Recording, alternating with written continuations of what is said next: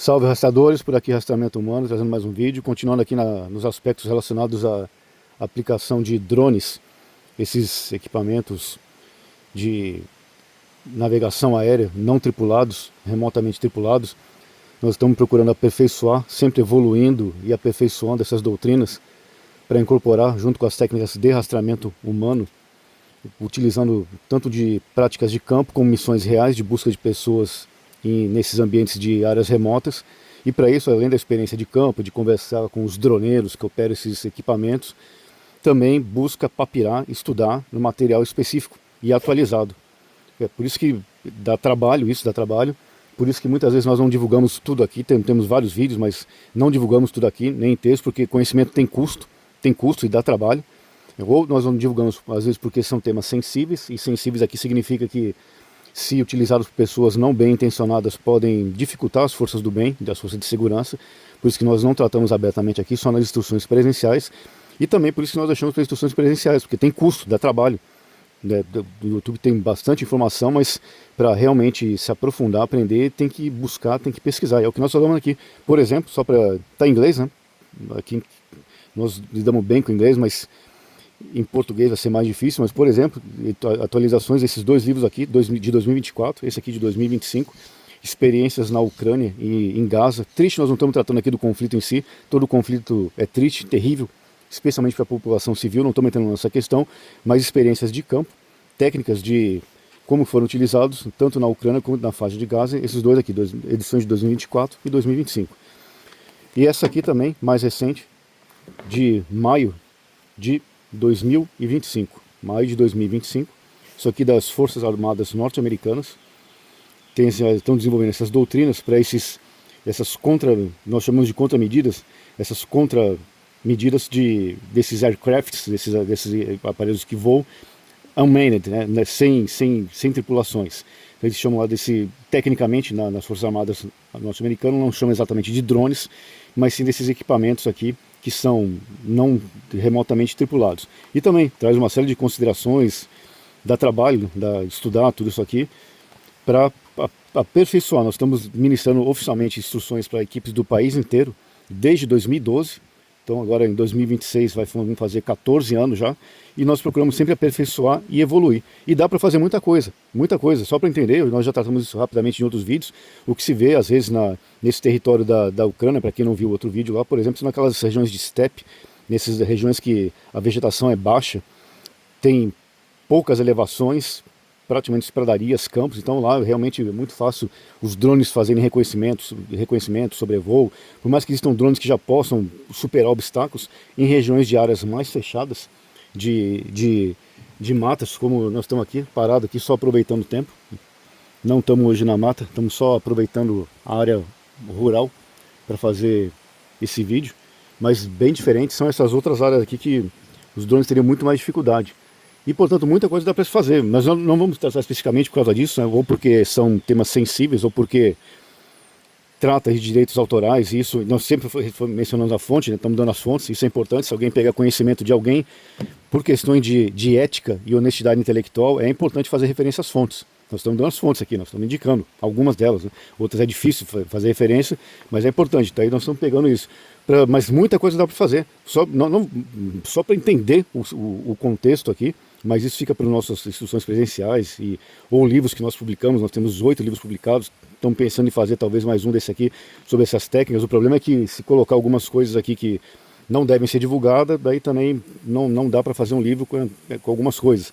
Mas enfim, para entender, o pessoal pensa que drones vai fazer tudo, não, depende. O pessoal que é mais experiente sabe disso, mas depende. O drone depende se é um drone especial de forças armadas, mesmo de estados, por exemplo, como esses internacionais, Global Hawk, Raptor, Predador, por exemplo, Elbit israelense e outros tantos, que tem uma capacidade absurda e voam muito alto, uma altitude muito alta, ou outros mais simples, que são mais de uso comercial, que a população civil em geral tem acesso e que são utilizados também nesses conflitos.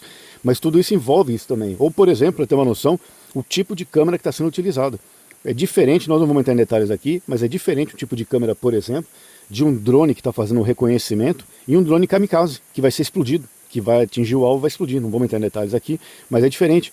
É diferente também, existem possibilidades de detecção e de derrubada, de abate desses drones às vezes de maneira simples, claro, se foram esses mais sofisticados que vão a altitudes muito elevadas, não, tem que ser um sistema realmente quase que um sistema antiaéreo para fazer essa derrubada. Mas dependendo da situação, algumas dessas situações eles podem sim ser abatidos. Claro, não é pegar um drone numa que está fazendo uma passagem rápida por aquele local, ou até mesmo um kamikaze desse está vindo numa velocidade muito rápida, alguns atingem 100 km ou mais, inclusive, isso é muito difícil, mas existem meios sim de abate, que já está sendo testado lá fora. Só para entender, por exemplo, lá fora já está sendo feito isso, com fuzis, por exemplo, de calibre 5,56 ou 7,62 e a distâncias.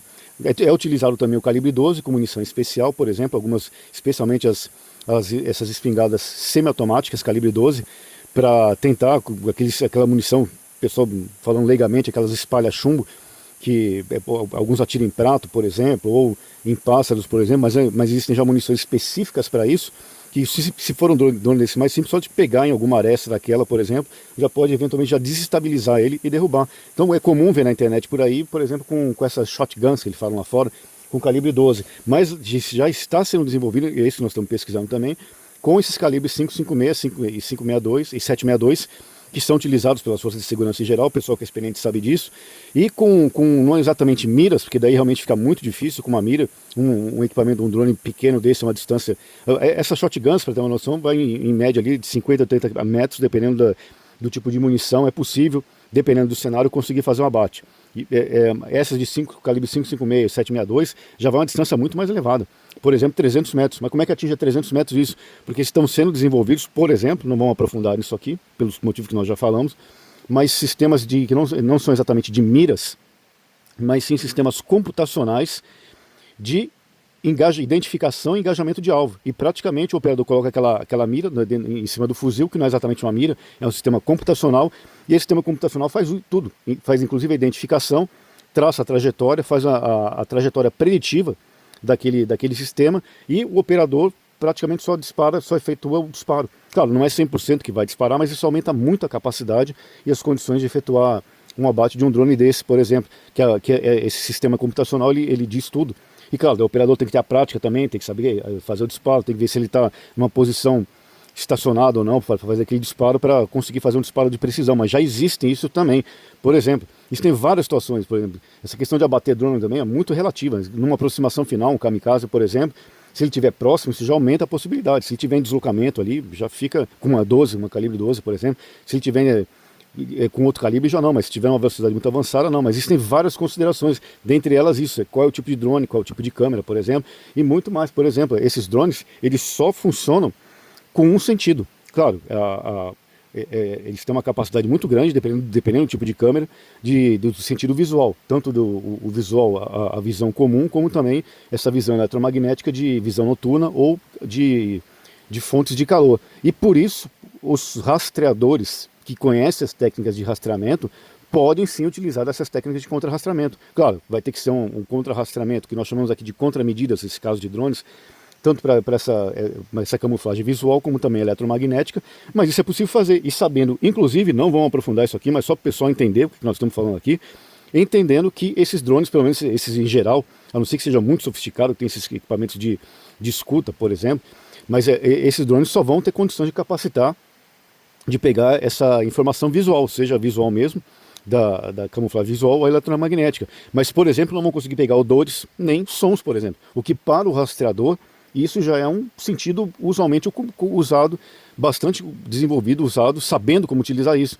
E, por exemplo, o rastreador, sabendo que o drone não pega esses outros estímulos sensoriais, como auditivo ou olfativo, por exemplo, ele pode sim utilizar contramedidas, isso sim, ele pode, existem maneiras de tentar, não estamos dizendo que é 100%, isso vai variar muito, depende do tipo de terreno, do tipo de conhecimento que o rastreador, que o operador vai ter, depende do tipo de equipamento que está sendo utilizado, depende de uma série de fatores, a câmera, tudo, mas o que nós estamos falando é que existem essas possibilidades, por isso que nós estamos tentando aqui desenvolver algumas dessas doutrinas de atuação com esses equipamentos, tanto para entender como eles operam, para operar de uma maneira mais eficaz, como também de contramedidas para saber como se esquivar nesses casos. E por isso que nós não divulgamos abertamente essas matérias aqui, porque isso pode atrapalhar as forças do bem, por isso que nós não divulgamos abertamente aqui. Por isso, isso aqui é parte do nosso estudo, parte das nossas fontes, tem outras, mas só o pessoal que tiver interesse. Tem aqui 3 fontes aqui, portanto, que dá para buscar atrás, tudo tem custo, tudo dá trabalho, ficar estudando, anotando, tudo dá trabalho, mas para quem tiver interesse, para for da força de segurança, ou para si próprio, por exemplo, ou até em cenários caóticos, né? Aqui tem uma preocupação, não é só nossa, como de outras pessoas, que esses cenários de inteligência artificial crescendo absurdamente, isso pode chegar num ponto, sim, de uma inteligência artificial singular, que possa eventualmente se apropriar de tudo ali, e isso criar um sistema estilo Exterminador do Futuro, Skynet, por exemplo. Quem acha que é brincadeira isso, é só pegar o que especialistas estão divulgando por aí, como se existe um risco real, sim. Então nós estamos tratando aqui, para dentro do possível, tentar desenvolver algumas medidas essas que possam ser úteis desses vários cenários. Esse, portanto, é mais um vídeo de rastreamento humano. Que todos com Deus, fiquem seguros, longa vida à República.